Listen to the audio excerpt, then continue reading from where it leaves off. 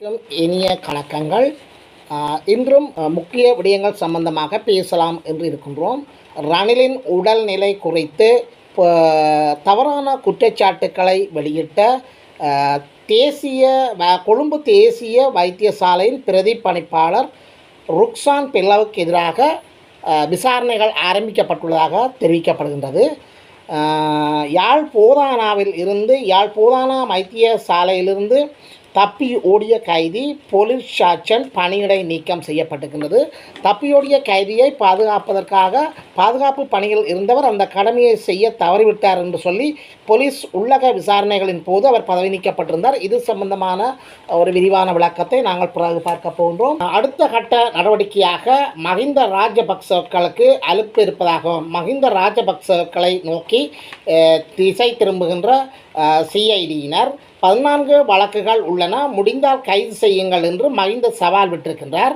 இந்த சவால் எவ்வாறான சவால் என்பது சம்பந்தமான ஒரு விளக்கத்தை நாங்கள் பிறகு பார்க்க போகின்றோம். ரணிலுக்காக அமெரிக்க ஜனாதிபதியிடம் உதவி கோரிய நபர் பலரினது கவனத்தை ஈர்த்தது. போராட்டத்தின் போது கொழும்பு ரணிலினுடைய பிணை வழங்குகின்ற சம்பவத்தின் போது ரணிலுக்கு சார்பாக போராட்டத்தில் ஈடுபட்டிருந்த ஒரு போராட்டக்காரரால் ஒரு பதாகை ஏந்தப்பட்டிருந்தது. இந்த பதாகையில் ரணிலுக்காக அமெரிக்க ஜனாதிபதியிடம் உதவி கோரப்பட்டிருக்கின்றது. இது சம்பந்தமான ஒரு விளக்கத்தையும் செம்மணி மனித புதைக்குழியை அனுராக் குமார திசாநாயக்க பார்வையிடலாம் என்று கடல் தொழில் நீரியல் வள அமைச்சர் ராமலிங்கம் சந்திரசேகரன் தெரிவித்திருக்கின்றார். வவுனியாவில் உறவுகள் கவன ஈர்ப்பு போராட்டம், காணாமல் போனோர் சம்பந்தமான வவுனியாவில் கவன ஈர்ப்பு போராட்டம் ஒன்று மேற்கொள்ளப்பட்டிருக்கின்றது. மற்றும் ஏபி அரசாங்கத்தின் ஆரம்பகால உறுப்பினர்களாக இருந்த உதய கம்மன் பிளவுக்கு எதிராக விசாரணை, குற்றப்புலனாய்வு நீதிமன்றம் தெரிவிப்பு. தற்போது இவர் ராஜபக்சவின் கூட்டாளியாகவும் அவர்களுடைய காலத்தில் அவர்களுடைய அமைச்சர்களாகவும் இருந்திருக்கின்றார். எனவே இது சம்பந்தமான விரிவான விளக்கத்தை பார்க்க போகின்றோம். பொது சொத்தை தவறாக பயன்படுத்தினால் யாராக இருந்தாலும் சட்ட நடவடிக்கை விகித கோர சூளுரைத்திருக்கின்றார். வடக்கு மக்கள் இழந்த உயிர்களை தவிர அனைத்தையும் தருவோம் என யாழ்ப்பாணத்தில் அமைச்சர் HMH அபயரத்ன தெரிவித்திருக்கின்றார். எனவே இவைகள் சம்பந்தமான ஒரு விரிவான காணொலியை நாங்கள் பார்க்க போகின்றோம். ரணிலின் உடல்நிலை குறித்து தவறான முறையில் பகிரங்கப்படுத்தியதற்காக கொழும்பு தேசிய மருத்துவமனையின் பணிப்பாளர் ருக்சான் பெல்லா தற்போது விசாரணை செய்யப்படுவதற்கான ஆயத்தங்களில் விசாரணைக்கு உட்படுத்தப்பட உள்ளார். கொழும்பு முன்னாள் ஜனாதிபதி ரணில் விக்ரமசிங்கவின் உடல்நிலை தொடர்பான தகவல்களை ஊடகங்களில் வெளியிட்டமைக்காக கொழும்பு தேசிய வைத்தியசாலையின் பிரதி பணிப்பாளர் ருக்சான் பெல்லவுக்கு எதிராக ஒழுக்காற்று நடவடிக்கை எடுக்கப்படும் என பிரதி சுகாதார அமைச்சர் கன்சக விஜயமுனி தெரிவித்துள்ளார். இது குறித்து கருத்துரைத்த அவர், நோயாளிகளின் உடல்நிலை மற்றும் அவற்றுடன் தொடர்புடைய தகவல்களை பொதுவாக ஊடகங்களுக்கு வழங்குவதில்லை. அவ்வாறு செயற்படுவதில் ஒழுக்கம் மற்றும் சட்ட ரீதியான சிக்கல்கள் காணப்படுகின்றன. ரணிலின் உடல்நிலை குறித்த தகவல்களை பகிரங்கப்படுத்தியமை ஏற்றுக்கொள்ள முடியாது. அது ஒழுக்க விதிமுறைகளை மீறும் செயற்பாடு. இது குறித்து விசாரணை நடத்தப்படும் என்று சொல்லி சுகாதார பிரதி அமைச்சர் எச்சரிக்கை விடுத்துள்ளார். யாழ் போதானாவிலிருந்து தப்பியோடிய கைதி யாழ்ப்போதானா வைத்தியசாலையில் வட்டுக்கோட்டை போலீசாரால் சிகிச்சைக்காக அனுமதிக்கப்பட்டிருந்த கைதியொருவர் தப்பியோடிய சம்பவம் தொடர்பில் அன்றைய தினம் பாதுகாப்பு கடமையில் ஈடுபட்டிருந்த போலீசார் சார்ஜன் தர உத்தியோகத்தர் பணியிடை நீக்கம் செய்யப்பட்டுள்ளார். சம்பவம் தொடர்பில் மேலும் தெரிய வருவதாவது, வட்டுக்கோட்டை போலீஸ் பிரிவுக்குட்பட்ட பகுதியில் இடம்பெற்ற திருட்டுச் சம்பவம் தொடர்பில் 25ஆம் தேதி கைது செய்யப்பட்ட குறித்த சந்தேக நபர் சுகையினமடைந்தமையால் போலீஸ் பாதுகாப்புடன் யாழ் போதான வைத்தியசாலையில் சிகிச்சைக்காக அனுமதிக்கப்பட்டிருந்த நிலையில் வைத்தியசாலையிலிருந்து தப்பியோடியுள்ளார். அதனையடுத்து சம்பவம் தொடர்பில் போலீசார் மல்லாக நீதிமன்றத்திற்கு அறிவித்து நீதிமன்றத்தினால் சந்தேக நபருக்கு எதிரான திறந்த பிடியாணை பிறப்பிக்கப்பட்டுள்ளது. இந்த நிலையில் போலீஸ் பாதுகாப்பில் இருந்த கைதி தப்பியோடியமை தொடர்பில் போலீஸ் உள்ளக விசாரணைகளை மேற்கொண்டிருந்தனர். அதன் பிரகாரம் சந்தேக நபர் தப்பிச் சென்ற தினத்தில் சந்தேக நபரின் பாதுகாப்பு கடமையில் ஈடுபட்டிருந்த போலீஸ் சார்ஜன்ட் ஒருவர் பணியிடை நீக்கம் செய்யப்பட்டிருந்தார்.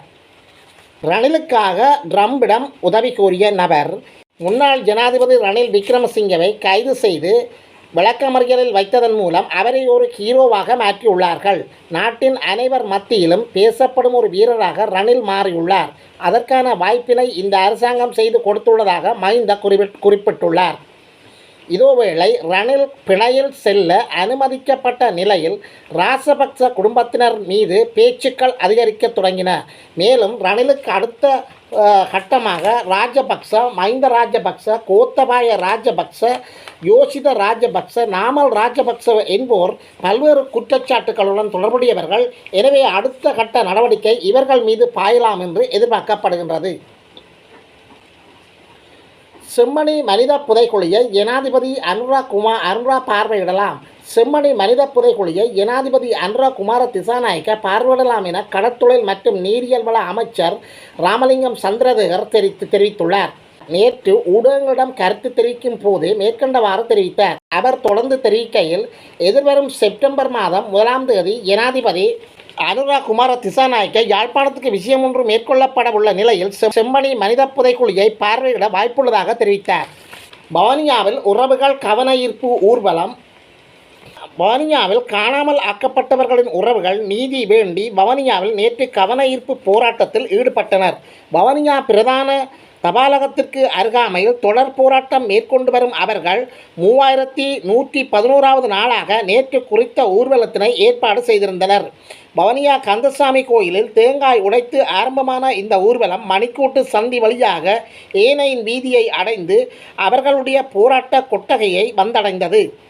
அமெரிக்கா மற்றும் ஐரோப்பிய ஒன்றியத்தின் கொடிகளை தாங்கியவாறும் காணாமல் ஆக்கப்பட்டவர்கள் தமது உறவுகளின் படங்களை தாங்கியவாறும் ஊர்வலத்தில் ஈடுபட்ட தாய்மார் அங்கு கோஷங்களை எழுப்பி கண்ணீர் மல்க ஆர்ப்பாட்டத்தில் ஈடுபட்டனர். உதய கம்மன் பிளவுக்கு எதிராக விசாரணை. குற்றப்புலனாய்வு நீதிமன்றம் தெரிவிப்பு. முன்னாள் அமைச்சர் உதய கம்மன் பிளவுக்கு எதிராக விசாரணைகளை ஆரம்பிக்கப்பட்டுள்ளதாக குற்றப்புலனாய்வு திணைக்கள அதிகாரிகள் கொழும்பு கோட்டை நீதவான் நிலுப்புலி லங்காவிடம் தெரிவித்தனர். கடந்த 12ஆம் தேதியன்று ஊடக சந்திப்பொன்றில் முன்னாள் அமைச்சர் உதய கம்மன்பில தெரிவித்த கருத்து தொடர்பிலான முறைப்பாட்டை தொடர்ந்தே இந்த விசாரணை ஆரம்பிக்கப்பட்டுள்ளதாக குற்றப்புலனாய்வு திணைக்கள அதிகாரிகள் நீதிமன்றம் தெரிவித்தனர். குறித்த ஊடக சந்திப்பில் உதய கம்மன்பில சமூகங்களுக்கிடையிலான நல்லிணக்கத்தை சிதைக்கக்கூடிய வகையில் கருத்துக்களை தெரிவித்ததாக முறைப்பாட்டில் கூறப்பட்டுள்ளதாக அதிகாரிகள் மன்றுரைத்தனர். இந்த நிலையில் குறித்த கருத்துக்கள் சர்வதேச சிவில் மற்றும் அரசியல் உரிமைகள் உடன்படிக்கையின் கீழ் குற்றமாகுமா என்பதை தீர்மானிக்க விசாரணை மேற்கொள்ளப்பட்டு வருவதாக குற்றப்புலனாய்வு திணைக்களத்தினர் நீதிமன்றத்தில் தெரிவித்தனர். பொதுச் சொத்தை தவறாக பயன்படுத்தினால் யாராக இருந்தாலும் சட்ட நடவடிக்கை. அமைச்சர் விஜித கோரத் சூளுரை.